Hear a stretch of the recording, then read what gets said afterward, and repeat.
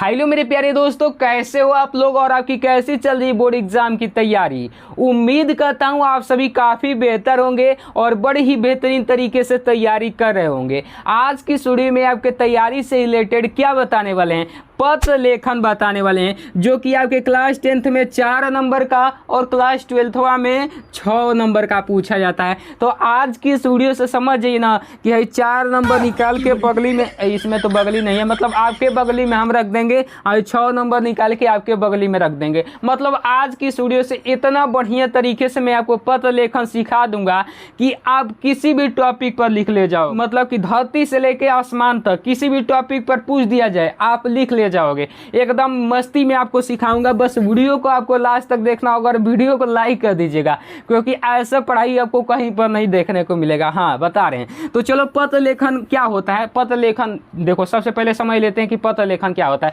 पत्र लेखन एक ऐसी चीज होती है जिसके लिखकर, मतलब जिसके माध्यम से आप किसी भी बात को किसी के द्वारा पहुंचाते हैं, उनसे निवेदन करते हैं, चाहे किसी भी अधिकारी को हो, चाहे अपने स्कूल के प्रिंसिपल को हो, चाहे अपने जो कि पिता माता के पास हो। मतलब ये सारी चीज़ें पत्र लेखन के अकॉर्डिंग आती है। ठीक है, तो चलो अब मैं बताता हूँ कि कैसे पत्र लेखन लिखना है। इसमें काफ़ी इंपॉर्टेंट बातें होती है जिसको आपको समझना होगा, नहीं समझोगे तो नंबर वा कट जाएगा।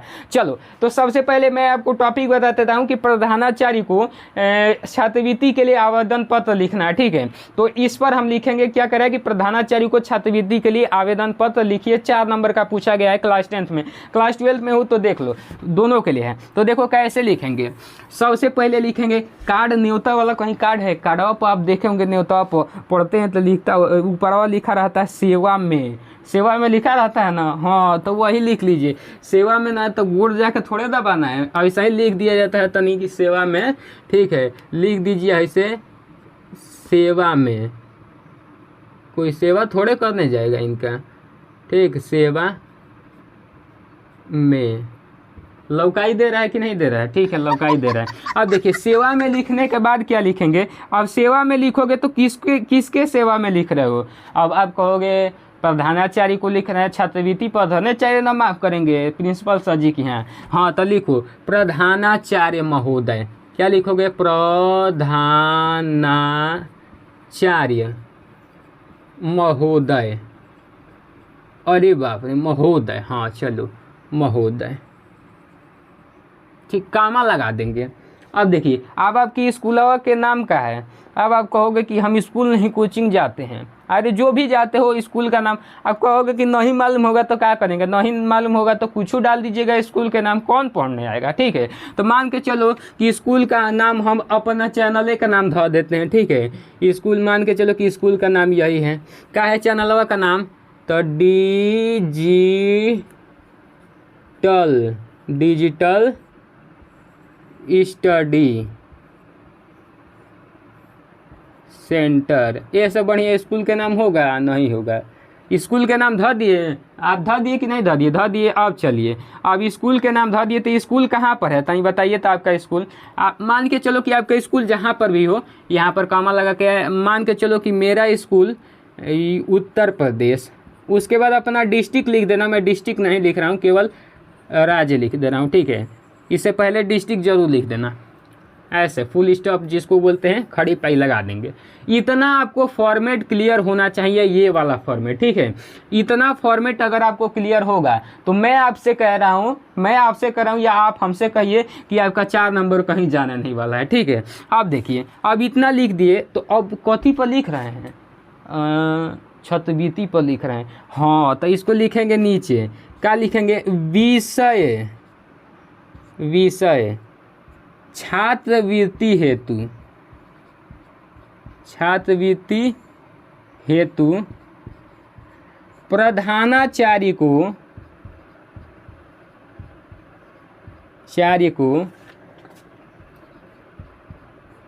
क्या लिख रहे हैं, पत्र लिख रहे हैं। ठीक है, आवेदन पत्र भी लिख सकते हो, पत्र भी लिख सकते हो। ठीक है, तनी विषय को विषय लिखे हैं। हाँ, विषय। ठीक है, अब देखो इतना समझ में आ गया ना। अब कुछ नहीं करना, अब नीचे से एक लाइन छोड़ के लिखना है कि प्रधानाचार्य महोदय, आपसे हमें ये निवेदन है कि आप हमारा फीस माफ़ कर दीजिए।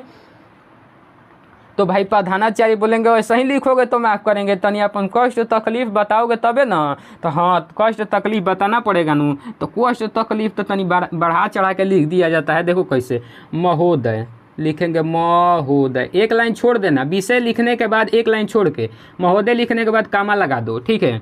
मेरा नाम लिखोगे ना, अपना नाम, मेरा नाम मंगरू है, मंगरू है। सच में नहीं है, लिखे हैं मंगरू, मंगरू है।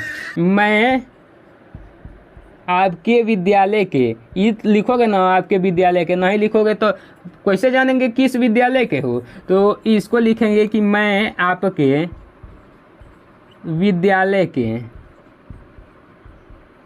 विद्यालय मतलब आप पूछोगे क्या होता है, स्कूल, स्कूल लिख दोगे विद्यालय की जगह पर।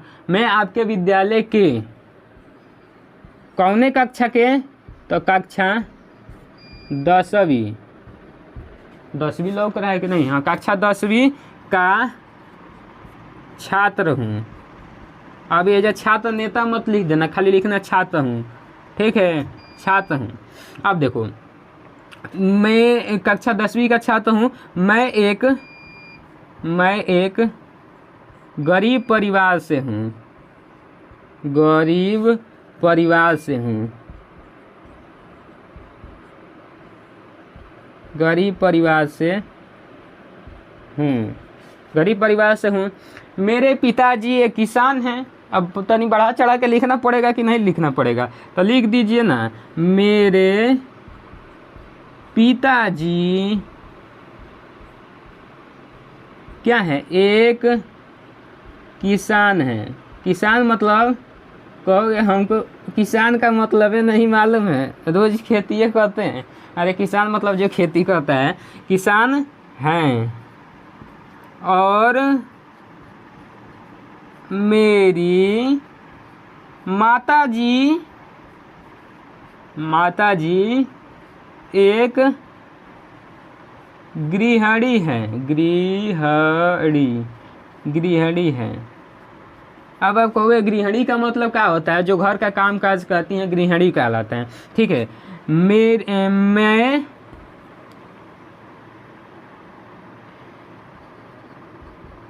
3 भाई बहन हूँ, ठीक है।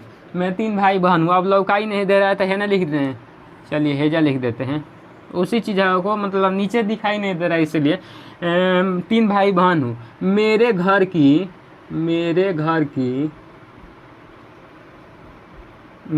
की आर्थिक स्थिति ठीक नहीं है। आर्थिक मतलब रुपया पैसा, आर्थिक स्थिति ठीक नहीं है।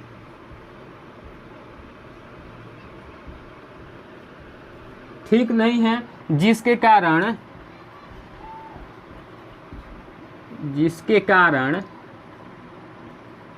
ठीक है, जिसके कारण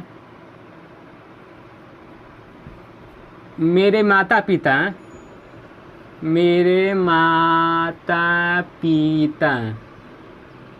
मुझे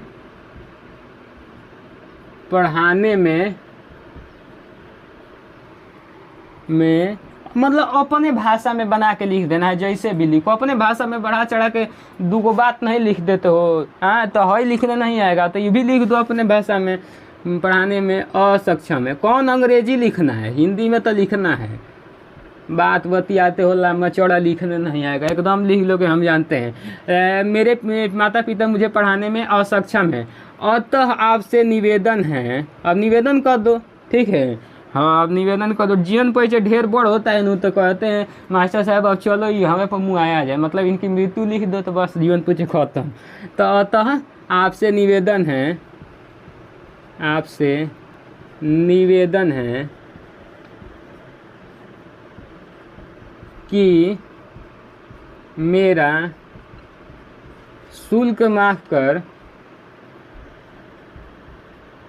शुल्क लिख रहे हैं, शुल्क माफ कर मुझे छात्रवृत्ति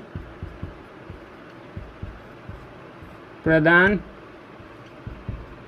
करने की कृपा करें। ठीक है, छात्रवृत्ति प्रदान करने की कृपा करें, मैं आपका सदा आभारी रहूँगा। ठीक है भाई, आभारी तो रहना ही पड़ेगा। मैं आपका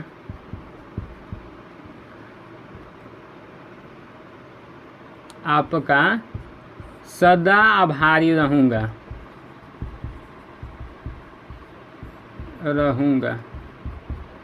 ठीक है, हो गया इतना। अब लिख दो यहाँ पर मेरा अपना नाम, आपका आज्ञाकारी शिष्य लिख दो। लौकाई देगा कि नहीं देगा, हेना से लिख देते हैं। लास्ट में लिखा जाता है कोना में, ठीक ना, एक लाइन छोड़ के, इना की एक में ना, एक लाइन छोड़ के लिखा जाता है आज्ञाकारी शिष्य। शिष्य मतलब स्टूडेंट, चेला। अब यहाँ पर आप अपन नाम लिख दीजिएगा। ठीक है, अब बोर्ड परीक्षा में अपन जाति मत लिखिएगा, ये ना कि फलाना लिख दीजिएगा तो गलती हो जाएगा, नंबर काट देगा कोई भी। आपका नाम, कक्षा, दिनांक, बस एकदम से आपका पत्र लेखन समाप्त।